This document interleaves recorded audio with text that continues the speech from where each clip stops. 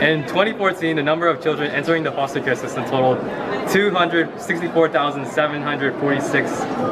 Wow, that's actually a lot. I would have expected like, I don't know, not even half. I'm very clueless, so I'm actually very surprised about this like great number. Foster children have a higher chance of post-traumatic stress than the general US population by 4%. That's actually really messed up because kids shouldn't be like dealing with all this crazy stuff when they're like super young. Foster children have a higher tendency to develop post-traumatic stress disorder than do war veterans. Really? That's really impressive because war veterans usually have really bad PTSD and higher tendency to develop PTSD. That's unimaginable to me, especially if you're a kid. You know, it's very, very hard on a kid, and I don't know, it's just very sad that this is true. Youths who grew out of the system without a permanent family are more likely to experience homelessness, unemployment, and incarceration than their peers. I mean, it's sad, but I've seen it happen, which is like really sad too. Like it's like you know a common known statistic, which is even worse. You know, you can assume this is true. Because they grow up like without a permanent family, it's hard to get a lot of values. Yeah. Of the 70% of foster teens that say they wish to potentially attend college, less than 3% actually achieve a goal of securing bachelor's degrees. Less than 3%, oh my god. That's a really low number. Well, I guess this is really unfortunate because 70% of them want to pursue it, but only 3% do, which is like a huge margin gap.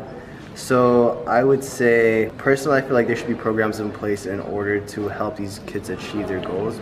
Over 22,000 youths grew out of the foster system, turned 18 and then were displaced due to their age without a permanent family in 2014. In my opinion, that's kind of sad because everyone that I've known has grown up with a family, with parents, and having them kicked out of the foster system just because of their age doesn't really make sense to me, because everyone should grow up with someone that's there for them. So before foster children turn 18, 25% of them changed family settings 5 or more times. So this actually kind of really annoys me because 5 or more times is ridiculous, because I know in a lot of situations that it's the family that doesn't want the children and they're like, let's return them because I don't like them. And that's not fair on the kid at all. And like, you know, by the time they turn into an adult, they might be messed up because they don't have like a family foundation to go back to. Over 60% of foster youths develop some sort of mental health challenges. In stark comparison, at a much lower rate of 13% of average school-age children develop similar sort of challenges.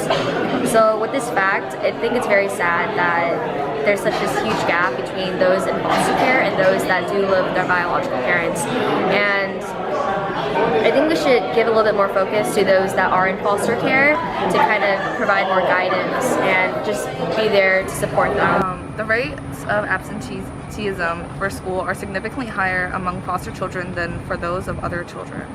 Honestly, reading about this fact is kind of sad because missing school means you're missing education, and education is a very big part of your future and getting a job and like improving in a lot of skills or life. And this could be to the fact that they're moving around a lot or they're switching schools, and that during like those processes like they could be like not getting that experience that other children have. So foster children in the US tend to have the poorest of health since very few of them receive normal physical examinations. I think it's very important that children of all ages have to have good health, and it's sad to see that foster children they don't receive normal physical examinations, which definitely lead to poor health, and that's something we should definitely address.